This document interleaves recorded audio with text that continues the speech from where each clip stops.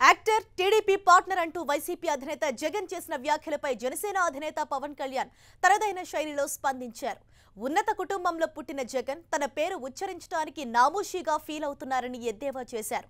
తాను యాక్టర్ని అని గర్వంగా చెప్పుకుంటానన్న పవన్ అవినీతి కేసులో జైలుకు వెళ్లొచ్చిన జగన్ను ఏమని చెప్పుకుంటారని విమర్శించారు. 2 ఏళ్లు జైల్లో ఉండొచ్చిన జగన్ గాంధీలా బిల్డప్ ఇస్తున్నారంటూ పవన్ మండిపడ్డారు. ఆ పార్ట్నర్ ఏమంటున్నాడో మీరందరూ కూడా వింటున్నారా అని అడుగుతా ఉన్నాను మీ అందరితో.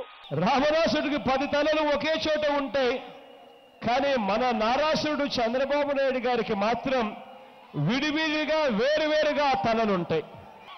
చంద్రబాబు నాయుడు గారికి ఒక తల తన నెత్తినే ఉంటుంది, ఇంకొక తల తన పెయిడ్ యాక్టరు, తన పెయిడ్ పార్ట్నర్, అక్కడ ఇంకొక తల ఉంటుంది.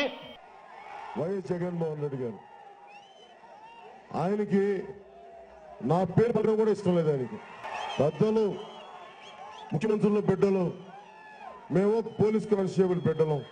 నాకు మీలాగా అంటే మా చిన్న కుటుంబాల నుంచి వచ్చిన వాళ్ళు కదా, పెద్ద కుటుంబాల వాళ్ళు మాకు అయ్యా గారు జగన్మోహన్ రెడ్డి గారు అంటూ సంస్కారం.